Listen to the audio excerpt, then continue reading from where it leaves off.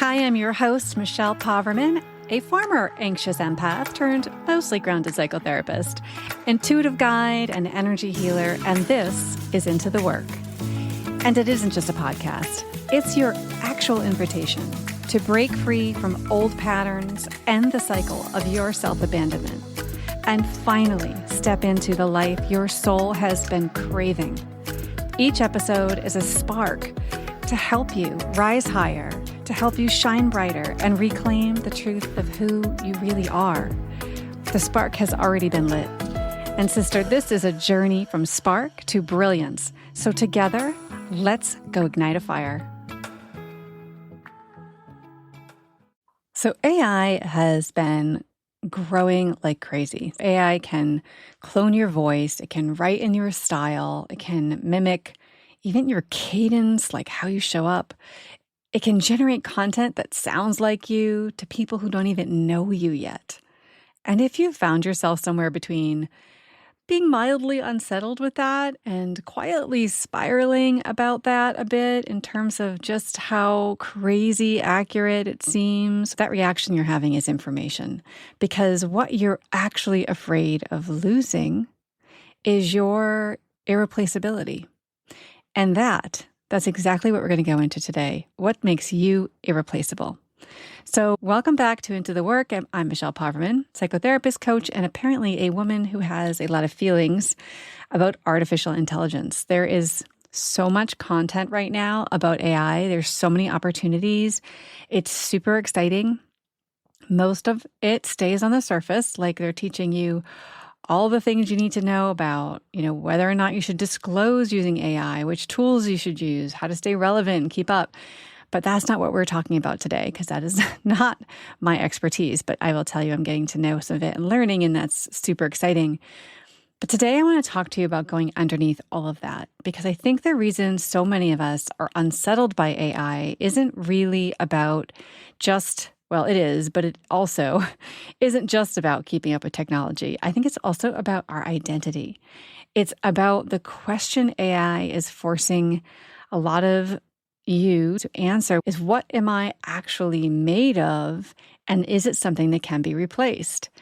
And especially when part of what we put out there in our offers, so if you're running a business and you're putting yourself out there, you're wondering, am I irreplaceable here? So before I jump into the way that I'm going to break this down for you, that's going to be really helpful for you to understand what the layers are of your presence, how you're putting yourself out there, and what sticks and what doesn't, what AI cannot replicate and what it can. But before we do that, I just want to spend a few minutes naming what's actually happening, because I think a lot of you are holding more than one thing at once right now in terms of maybe fears or anxiety. And I want you to feel heard before we go any further. So I want to point out that some of you are genuinely excited about AI. I am too. Did I not mention that? The possibilities are real and freaking enormous. And there are days when I feel like a kid who just discovered a superpower. And I'm like, oh my God, this is so cool. The ability to scale ideas and to move faster in your business, to finally get the thing that's been living in your head out into the world, that is significant. It's huge. And also, on the other hand, the possibilities can feel completely overwhelming because there are so many possibilities. And when you can do everything, choosing what to do can kind of become its own sort of paralysis. And that's worth naming too. But underneath the excitement, underneath the overwhelm, most of the women I know in this space are carrying some version of a couple of these fears. And so I just want you to hear them. And first one I'm going to say is just the fear of sounding like everyone else. You have spent years finding your own voice, doing the inner work required to actually know what you think, right? And for some of us, that was actually some serious digging, because we spent our half of our lives not sharing what we think and protecting that and not actually even knowing, because we were trying to be what everybody else needed us to be. So you did the work that required you to actually know what you believe, what you want to say. And you watch AI flatten everything into some pleasant, well-structured, utterly forgettable content, because that's what's happening. it's becoming generic. And you wonder if that's what's going to happen to you, if the voice you work so hard to find is going to dissolve into this, algorithm of averageness. Because, if we start, the more and more, so many of us are now noticing right away, like, what's AI, what's not AI. And there's this fear of losing the transmission. And for those of us healing and in the spiritual world, in the spiritual work, this one kind of goes deep for us because, in your body, not just your mind, that's what your clients are actually receiving. It isn't just information, it's frequency. It's the felt sense of being met by someone who has done the work. And you wonder, can AI-assisted content actually carry that? Or does something essential kind of get laundered out of it when we use AI? And I think this is a really important question. Now, there's also this whole idea about imposter syndrome that AI seems to help, seems to deliver on a silver platter, because now you can produce content that looks polished. It sounds authoritative, even on the days you don't feel either, right? And there's a voice, this voice that whispers inside, is this really you? Are you being authentic? Are you as smart or knowledgeable as this AI sounds? And for some people, there's also the guilt of enjoying it. And this might be the most uncomfortable one for some of us to admit if you're really tied into this. So you're using AI, it's helping you. I might even be genuinely excited about it. You might be excited about it. And then you read something about the writers who are losing their jobs. You read about the artists having their work stolen without consent. And suddenly the pleasure turns into something heavier. Like, am I participating in something harmful? Am I complicit in something? And I don't have a clean answer for that. I don't think any of us do right now. I think that you're asking the question says something important about who you are. I think we need to do our due diligence. I think we need to do our research, but this thing is growing and is coming, and here we are. So here's where I want to shift the conversation, because I think we've been asking kind of the wrong questions. I think, especially with our fears, the question most people are asking is, how do I use AI without losing my authenticity? And I think that sounds reasonable, but it's also built on this premise worth examining. And I think that you are assuming you already know clearly and completely what your authenticity is, what it actually is, what it's made of, where it lives, what parts are real. And you also potentially, if you're thinking about this, perhaps you're also aware of your shadow parts, right? You're aware of, and I say this with enormous compassion, the very sophisticated, well-developed performance of realness, right? Like our parts that are protecting us, right? But how we go out in the world and perform that are a little bit different than our authentic, true, wise self, right? Because here's what I have found to understand. AI doesn't threaten authentic presence. What it does, and this is the thing making everyone so uncomfortable, is I do think it can expose how much of what we've called our brand was never really us to begin with, because it's so easily mimicked. It's letting you know when you're using AI and you're throwing it out there. I think it's really possible for you to just become generic because you're not your brand, who you are. Maybe you haven't gone deep enough to really be able to know what it is you want to insert in there that says, this is who I am and this is what I do and this is how I'm going to help you. And so for women who have been calling it in and just throwing in a prompt, and just throwing in a prompt and sticking it in a post or sticking it in your email or your messaging, AI is genuinely a bit destabilizing because you're becoming generic. Pretty soon, everybody's going to read that thing and say, oh, here we go again. That's kind of a curse, right? That is not good for your business. That is not good for your well-being, your energy in your business. But for women who have done the real work, who have gone into the wound, who have built their authority from the inside out, AI is not really a threat to us. It's not. It's a sorting mechanism.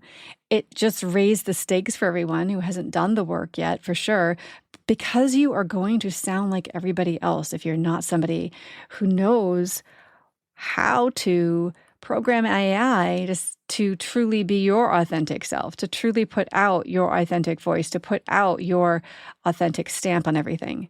And so the reframe is that AI doesn't threaten women with real depth. I think it just makes depth non-optional. I think it's non-negotiable now, which means that the real question isn't how do I use AI without losing my authenticity? I think the real question is, do I actually know where my authenticity lives so that I can actually put it into a prompt, right? I can actually make sure that how I'm using AI is to transmit this authenticity into the world. And am I giving that to people? Or am I giving them a very polished, very consistent, safe version of it? And to that answer, we can lean on this little framework that I've created. And, in this, I created this in AI. I said, hey, I want to look at a few different layers of what it means to be present. And I plugged in 3 areas that I felt like I wanted to look into. And AI gave me some bullshit answers. It was like, it told me to say things to you that are not true or real for me. So I use it to brainstorm, and then I scrap the rest, okay? I just use it to brainstorm, to get my juices flowing, to get some different language than the language that I'm repetitively using. So I want to introduce to you what I'm calling these 4 layers of presence, okay? So, of course, one of them is the authentic self. So let's just say that deep down at the core of it all, you have your authentic self. But there are 3 others that I think we should talk about today that you project out into the world, okay? And there are these 3 other areas, other than your just true, core, authentic soul self. These other things that are in the works when you're interacting with other people and you're interacting with the world. So let's look at how you are signaling to other people.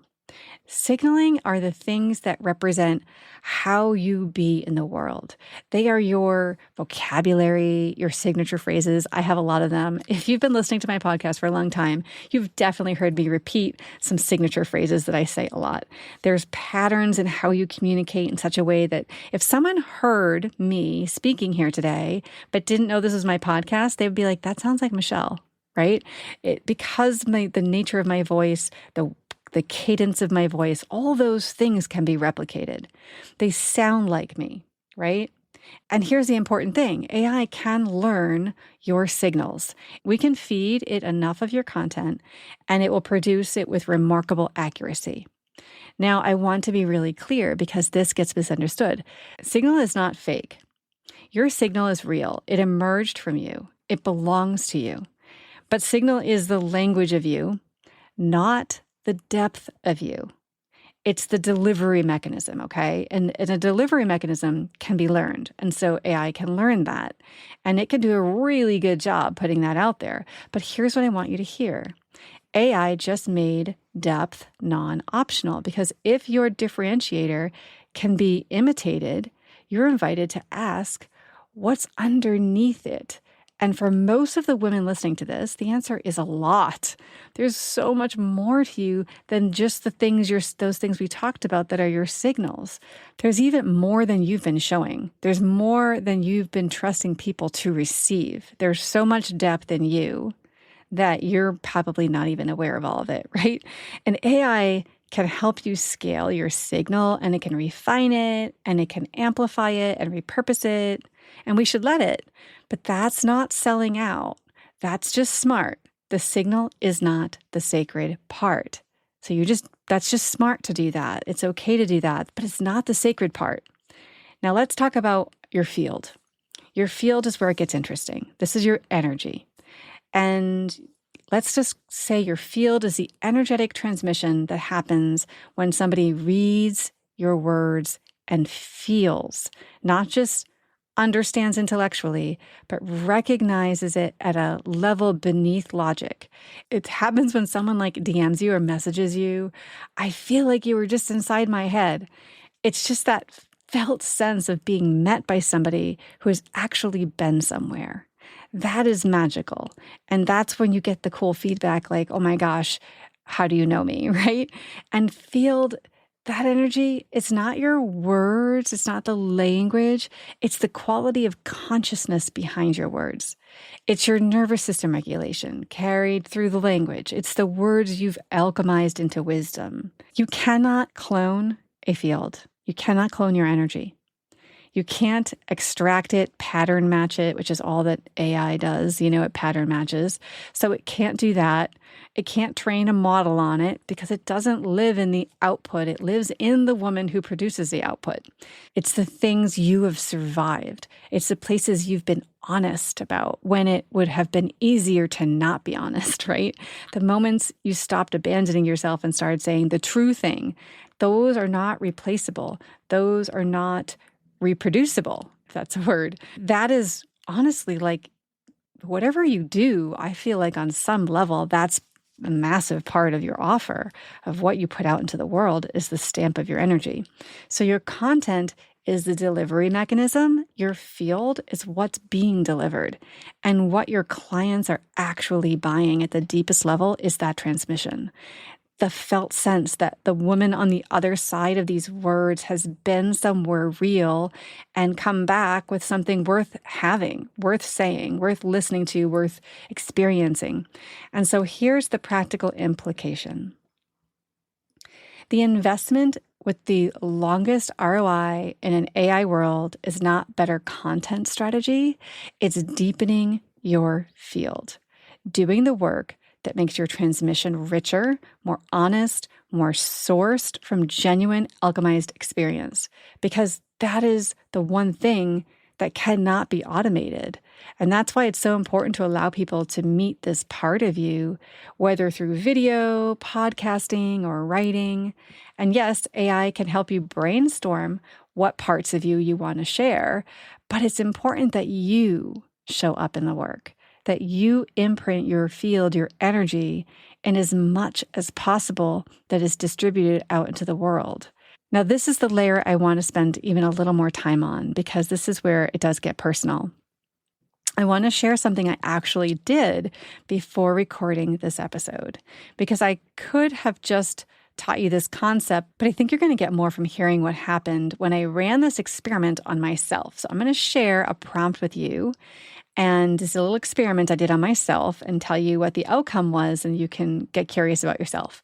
So I wanted to see, because I'm looking at putting my authentic self out, my truth, my boldness, I wanted to see where maybe some of my old programming might be showing up in the work I'm putting out. And so specifically, my old discomfort with conflict, being misunderstood, being divisive, and how that is impacting my content, right? So I took about 10 pieces of my own content, captions, a section of an email, captions I posted on Instagram or Facebook, and I LinkedIn, and I went and put all those pieces and fed them into AI and asked it to do two things. I asked it to list the words, phrases, and patterns I use most repeatedly. I told it to be specific and actual phrases, not just general descriptions. And two, where does my writing tend to soften, pull back, or play it safe? Am I direct? Where am I managing the reader's reaction rather than just saying the true thing? And where do I work hard to be liked or to avoid being misunderstood? And I asked it to be honest and that I actually wanted to know. The outputs were genuinely useful. It found my voice, it showed me patterns. It really was helpful. Things I recognized immediately as mine.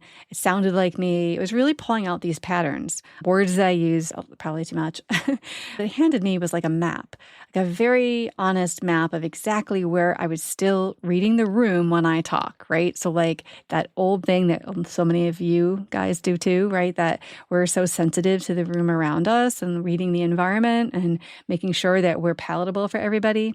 So it said to me that you build a case before you'll let yourself say the direct thing. So you position yourself as reasonable before you say anything that might be confrontational. And it showed me examples in my writing about where I'm doing that. It said you say the true thing, and then one beat later, you check that it was okay to say it. And again, showed me examples of how I do that. And I sat with that for a moment. I was like, wow, I didn't realize I was still doing that.